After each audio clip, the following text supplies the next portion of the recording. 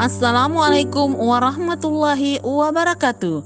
Salam dan bahagia Bapak Ibu guru hebat calon guru penggerak Angkatan 9. Saya Nuriati, peserta dari Taman Kanak-Kanak Negeri Pembina Lamoare, Kabupaten Kolaka Timur. Pada kesempatan ini saya akan memaparkan tentang koneksi antar materi modul 2.1 pembelajaran berdiferensiasi. Sebagai informasi, pembelajaran berdiferensiasi adalah pembelajaran yang mengakomodir kebutuhan belajar murid.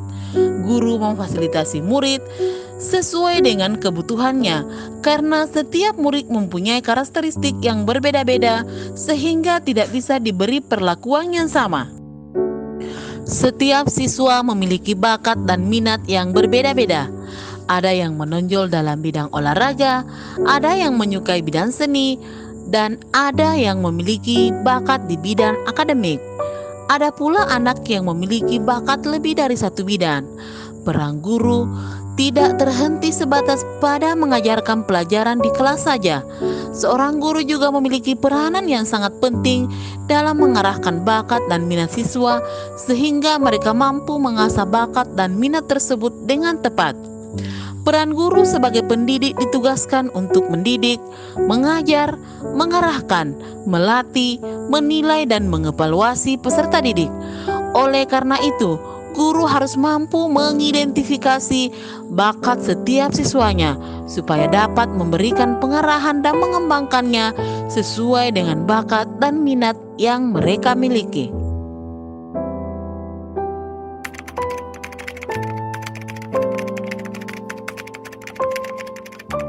Agar dapat melakukan pembelajaran berdiferensiasi, guru harus memahami beberapa hal penting, yakni memetakan kebutuhan belajar anak, memahami tujuan pembelajaran, menghargai pertanyaan ataupun pernyataan dari anak, membuat lingkungan belajar yang aman dan menyenangkan, melakukan evaluasi, refleksi, dan tindak lanjut untuk perbaikan program pembelajaran ke depan.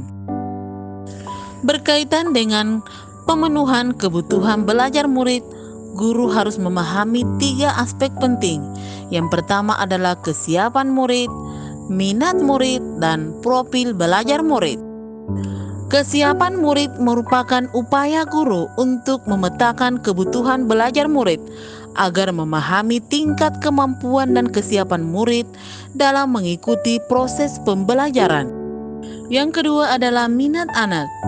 Minat merupakan salah satu motivator penting bagi murid untuk dapat terlibat aktif dalam proses pembelajaran.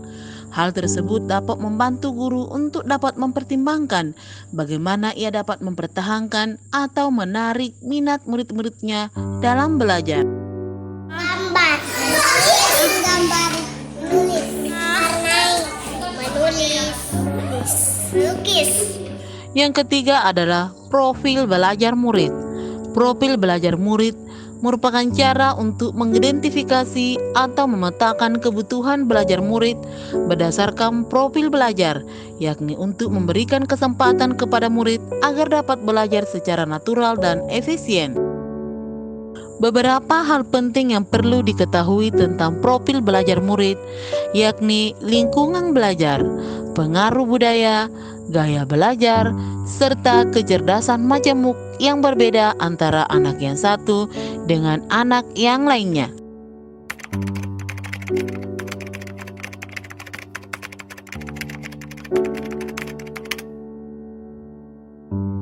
Beberapa hal penting yang perlu diketahui untuk mengidentifikasi kebutuhan belajar anak, yakni mengamati perilaku murid-murid, mengidentifikasi pengetahuan awal, menggunakan berbagai bentuk asesmen formatif, termasuk juga asesmen awal. Berbicara dengan guru murid sebelumnya, mereview dan melakukan refleksi terhadap praktik pengajaran, membaca rapor murid dari kelas mereka sebelumnya. Strategi diferensiasi pembelajaran. Diferensiasi konten yang berkaitan dengan perbedaan konten materi yang diajarkan kepada murid sebagai tanggapan dari kesiapan belajar murid, minat atau profil belajarnya. visual, auditori, ataupun kinestetik, atau bahkan bisa kombinasi dari ketiganya. Yang kedua adalah diferensiasi proses, berkaitan dengan perbedaan proses pembelajaran dengan menyediakan kegiatan berjenjang. Adanya pertanyaan pemandu atau tantangan membuat agenda individual murid, memvariasikan waktu, mengembangkan kegiatan bervariasi, dan menggunakan pengelompokan yang fleksibel. Yang ketiga adalah diferensiasi produk, berupa tagihan yang kita harapkan dari peserta didik dengan memberikan tanggapan atau keragaman variasi serta memilih produk apa yang diminatinya.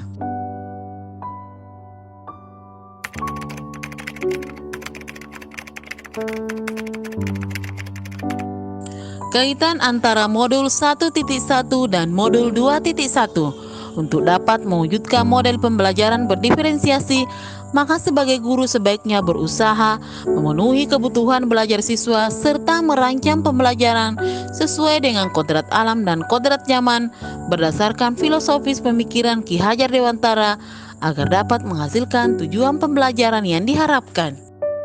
Kaitan antara modul 1.2 dan modul 2.1. Untuk dapat mewujudkan pembelajaran berdiferensiasi, maka sebagai guru harus berpihak pada murid, kolaboratif, mandiri, inovatif, serta reflektif, agar dapat merancang pembelajaran yang lebih baik untuk ke depan, sesuai dengan tujuan pembelajaran berdiferensiasi, yakni pembelajaran yang berpusat dan memberi keluasan pada siswa untuk meningkatkan potensi dirinya sesuai dengan kesiapan belajar, minat dan profil belajar siswa tersebut, sehingga dapat mewujudkan kepemimpinan siswa sesuai dengan nilai dan peran guru penggerak.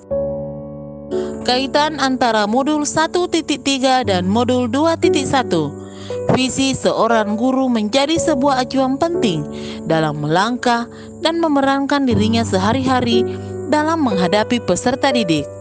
Dalam menentukan atau menyusun visi, seorang guru mulai membayangkan dan memiliki harapan ke depan seperti apa murid yang diinginkan. Dan untuk mewujudkan visi tersebut, maka salah satu upaya yang dapat dilakukan oleh guru adalah merancang pembelajaran yang berdiferensiasi, di mana guru dan siswa berkolaborasi untuk pertumbuhan dan kesuksesan bersama. Kaitan antara modul 1.4 dan modul 2.1. Agar dapat mewujudkan pembelajaran berdiferensiasi, maka sebelum merencanakan sebuah program pembelajaran, langkah pertama yang dapat kita lakukan adalah membuat keyakinan kelas dengan menanamkan nilai budaya positif agar peserta didik bisa saling menghargai sehingga bisa tercipta suasana yang kondusif dan pembelajaran berdiferensiasi dapat terlaksana dengan baik. Demikianlah pemaparan saya tentang koneksi antar materi modul 2.1 pembelajaran berdiferensiasi. Semoga bermanfaat. Terima kasih. Wassalamualaikum warahmatullahi wabarakatuh. Salam guru penggerak. Salam literasi.